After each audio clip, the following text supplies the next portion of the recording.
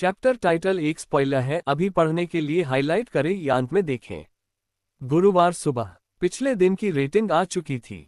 इस बार रेटिंग पढ़कर सुनाने वाले डायरेक्टर जावेद कुमार नहीं थे, बल्कि नए कर्मचारी जय थे। ये साफ था कि डायरेक्टर जावेद उन्हें तराशना चाह रहे थे।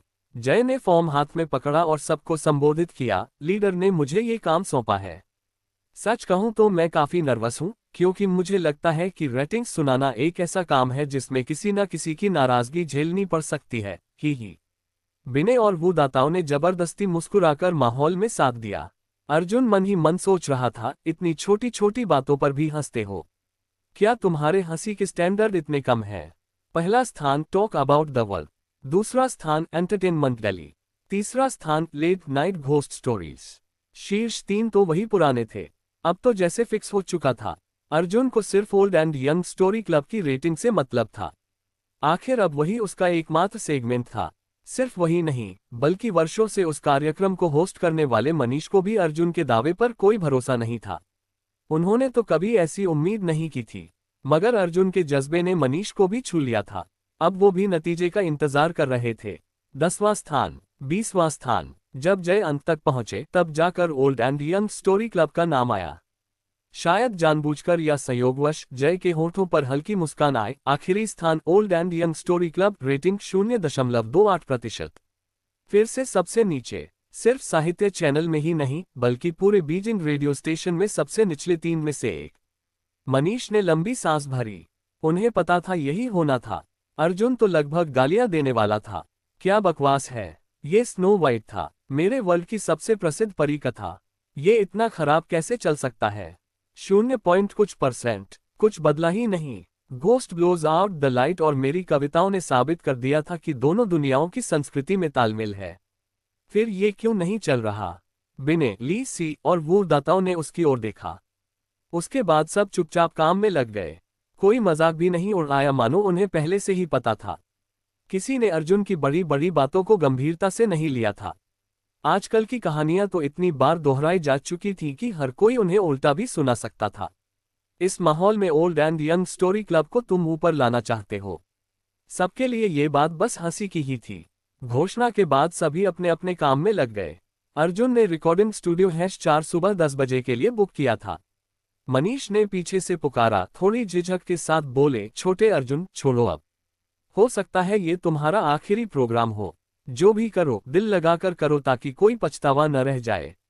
अर्जुन बिना जवाब दिए चुपचाप रिकॉर्डिंग स्टूडियो में घुस गया। छोड़ देना नामुमकिन। अर्जुन की डिक्शनरी में ये शब्द ही नहीं थे। चाहे पूरी दुनिया माने या न माने, चाहे सभी कहें कि वो नाकाम रहेगा, अर्जुन अपनी मेहनत और यकीन से हर बार अपना बेस्ट देगा।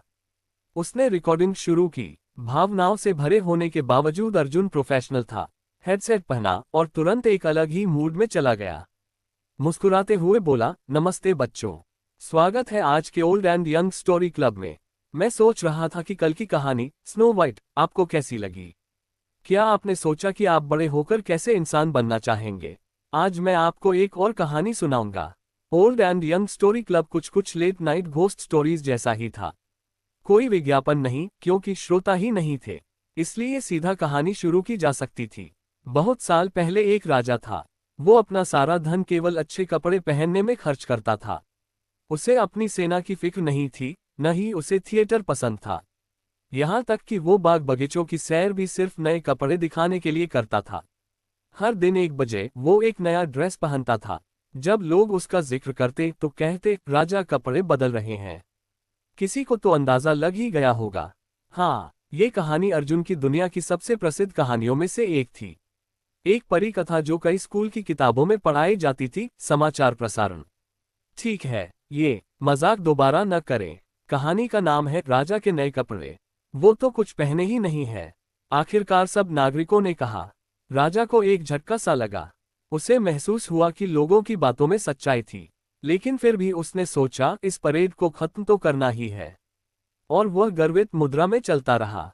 उसके पीछे अफसर चल रहे थे, एक ऐसा गाउन उठाए हुए जो था ही नहीं। कहानी समाप्त। रिकॉर्डिंग स्टूडियो से निकलकर बाथरूम गया। मनीष अभी भी वहां सिगरेट पीते मिले। हो गया रिकॉर्डिंग। अर्जुन ने सिर हिलाया और पेशाब के लिए आगे बढ़ा। पर जैसे ही वो पहुंचा, साहित्य चैनल के बाकी लोग दूर दूर भागने लगे। विनय तो जिप चढ़ाने से पहले ही दूर हो चुका था, फिर लंबा चक्कर काटता हुआ बाहर निकल गया। बाकी भी वैसा ही किया। बाथरूम एकदम खाली हो गया। मनीष हंसे, देख लो तुम्हारी लोकप्रियता। अर्जुन ने मासूमियत से कहा, मैं इतना डरावना हूं क्या? मनीष बोले, तुम खुद ही सोचो। ऑफिस में जो कुछ हुआ वो सबको खौफनाक ही लगा। मुझे पता है ये सब संयोग थे, लेकिन ऐसे संयोग बार बार नहीं होते। एक बार, दो बार, 5 बार लोग बातें करेंगे ही। अच्छा है कि हम दोनों के बीच अच्छी दोस्ती है, वरना जो तुम्हारे खिलाफ बोलेगा पहले 2 बार सोचेगा। फिर थोड़ी देर बाद बोले, मुझे पता है तुमने अपनी तरफ से पूरी मेहनत की है। इस सेगमेंट को लेकर फिक्र मत करो। मैं पहले ही मानसिक रूप से तैयार था। अब ये सेगमेंट ज्यादा दिन नहीं चल पाएगा। जय तो स्टेशन हेड का रिश्तेदार है, अगर वो किसी कार्यक्रम में आना चाहे तो कोई रोक नहीं सकता। अर्जुन का रुख साफ था, मनीष सर, मैं मानता हूं कि इस दुनिया में कुछ भी नामुमकिन नहीं है। ये सब बहाने हैं, वजहें नहीं। मैं मानता ही नहीं कि मैं इसे ठीक नहीं कर सकता। मैं मानता ही नहीं कि हमारे सेगमेंट की रेटिंग नहीं सुधर सकती।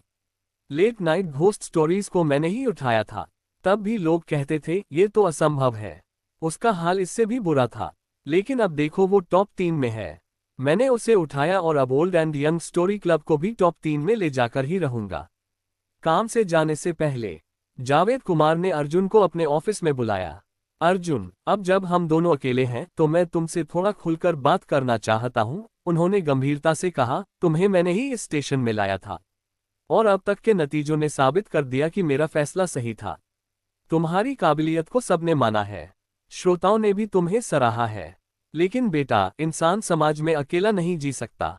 उसे खाना है, जीना है, लोगों के साथ तालमेल बैठाना है, समझदारी से काम लेना होता है। Ghost blows out the light के केस पर स्टेशन बहुत पहले से काम कर रहा था। इसके लिए एक खास योजना टीम भी बनाई गई थी, पर तुमने एक ही बात कह दी, बेचना नहीं है, और स्टेशन की सारी तैयारियां धरी की धरी रह गईं। ऐसे में नाराज होना स्वाभाविक है। तुम्हें थोड़ी दबाव में रखना मेरी मजबूरी थी। समझे मेरी बात? समझ गया, अर्जुन ने सपाट भाव से कहा। तो फिर कॉपीराइट के बारे में? जावेद कुमार ने समझाने की कोशिश की। नहीं बेचूंगा, अर्जुन ने बिना झिझक के जवाब दिया। जावेद कुमार फिर से गुस्से में आ गए, तुम तो बिल्कुल भी चैन नहीं लेने देते। अर्जुन ने दिल की बात कही, डायरेक्टर जावेद, मुझे पता है आपने मुझे बहुत सराहा। उस वक्त आपने मुझे मौका दिया जबकि मेरे लुक्स को देखकर और कोई नहीं देता। ये एहसान मैं जिंदगी भर नहीं भूलूंगा। मुझे पता है स्टेशन मुझे दबा रहा है, इसलिए आप चाहे जैसा व्यवहार करें, मुझे मंजूर है। लेकिन कॉपीराइट के बारे में मैं हमेशा एक ही बात कहूंगा, बेचना नहीं है। तुम्हें आगे किसी और प्रोग्राम में नहीं लेंगे, फिर भी मान्य है? जावेद कुमार ने चिंतित होकर पूछा। अभी जो शो है मैं उससे ऊपर लाकर दिखाऊंगा, अर्जुन ने विश्वास से कहा। जावेद कुमार ने टेबल पर मौजूद फॉर्म को थपथपाया। शाम के श्रोता आंकड़े आ गए हैं, हालांकि कल घोषित किए जाएंगे, लेकिन मैं अभी तुम्हें बता देता हूं, बूढ़े और बच्चे की कहानी सभा अभी भी सबसे आखिरी नंबर पर है। इस शो को ऊपर नहीं लाया जा सकता। कोई भी लाए, नामुमकिन है। तुम्हारी प्रतिभा को बड़ा मंच मिलना चाहिए, लेकिन तुम इतनी जिद क्यों करते हो?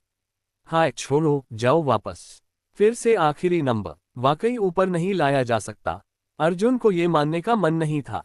अगर 2 एपिसोड काफी नहीं थे तो वह तीसरा रिकॉर्ड करेगा। अगर तीसरा भी कम पड़ा तो चौथा। अभी 3 दिन बाकी थे। वह अभी भी स्थिति पलट सकता था। आसमान अब भी हल्का सा रोशन था जब वह घर लौटा। किराए का कमरा शांत और अकेला था, जैसे उसका वर्तमान हाल। अर्जुन ने कंप्यूटर ऑन किया और अनमने भाव से न्यूज पढ़ने लगा। कुछ सोच विचार करने के बाद उसने पाया कि रेटिंग नीचे रहने का कारण कहानी नहीं था। भला स्नो वाइट और द एम्परर स न्यू क्लोथ्स जैसी कालजयी कहानियों में क्या कमी हो सकती थी? असल समस्या तो ये थी कि इस शो को पहले से ही बहुत कम लोग सुनते थे। नए श्रोता पहले ही इन परियों की कहानियों से ऊब चुके थे, या उनमें कोई दिलचस्पी नहीं रह गई थी। कोई नियमित आदत नहीं बन पाई थी, इसलिए कोई नया श्रोता नहीं जुड़ रहा था। जब तक ताज़ा खून नहीं आएगा तब तक रेटिंग ऊपर कैसे जाएगी? तो नए श्रोताओं को कैसे आकर्षित किया जाए? उसने महसूस किया कि उसे कोई मौका चाहिए। बिना मौके के ये बहुत कठिन था। अर्जुन ने माउस छोड़ दिया और टीवी ऑन किया, न्यूज चैनल देखने के लिए। मीडिया इंडस्ट्री में होने के कारण खबरें देखना उसका रोज का काम था। आज राजधानी में एक और बच्चे के लापता होने का गंभीर मामला सामने आया। चेंग नानजिया युआन के पास एक छोटे से मोहल्ले में 4 साल का वेन वेन अकेला घर पर था जबकि उसके माता पिता काम पर गए थे। पुलिस जांच और सीसीटीवी फुटेज के अनुसार वेन वेन ने एक अजनबी आदमी के लिए दरवाजा खोला जो करीब 35 साल का था। पता नहीं उस व्यक्ति ने बच्चे का विश्वास कैसे जीता। वह न सिर्फ वेन वेन को ले गया बल्कि घर की कीमती वस्तुएं भी साथ ले गया। सीसीटीवी फुटेज में देखा गया कि वेन वेन रो भी नहीं रहा था। फिलहाल पुलिस पूरी ताकत से अपराधी को ढूंढ रही है। ये है संदिग्ध की तस्वीर।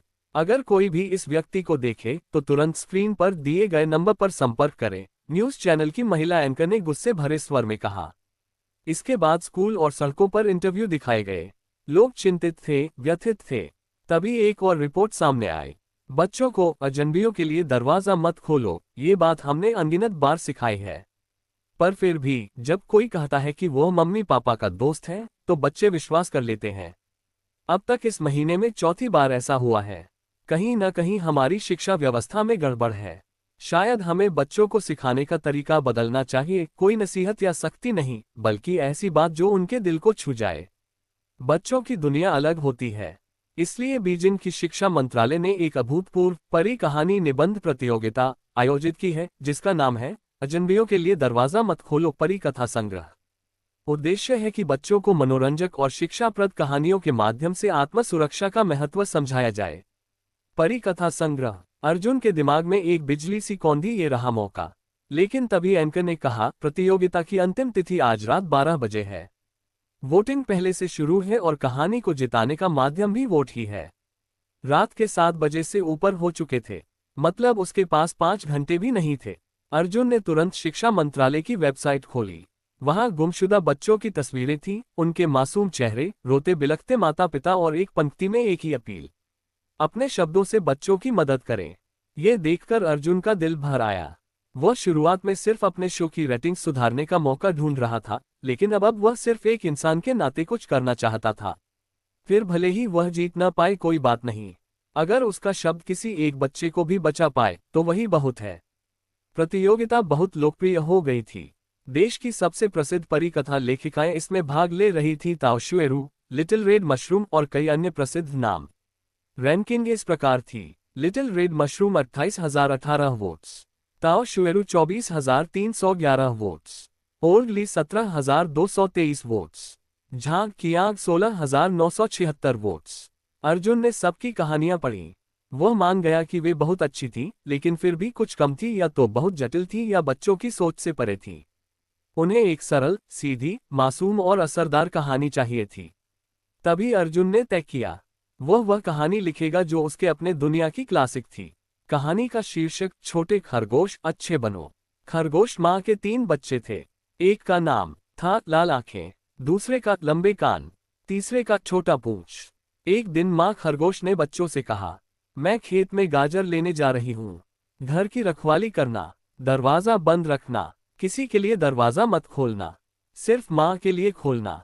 माँ खरगोश टोकरी लेकर निकल पड़ी। छोटे खरगोशों ने माँ की बात याद रखी और दरवाजा अच्छे से बंद कर लिया। थोड़ी देर बाद बड़ा बुरा भेड़िया आया। वह घर में घुसना चाहता था, लेकिन दरवाजा बंद था। वह बाहर बैठकर बुरा प्लान सोचने लगा। तभी उसने देखा कि माँ खरगोश लौट रही है। वह जल्दी से भागकर एक पेड़ के पीछे छिप गया। माँ खरगोश दरवाजे तक आए। उसने दरवाजा धक्का दिया, लेकिन वो बंद था। उसने दरवाजा खटखटाया और गाने लगी, छोटे खरगोश अच्छे बनो, दरवाजा खोलो, जल्दी खोलो, मैं आ गई हूँ। अनुवाद आगे जारी रहेगा अगले भाग में।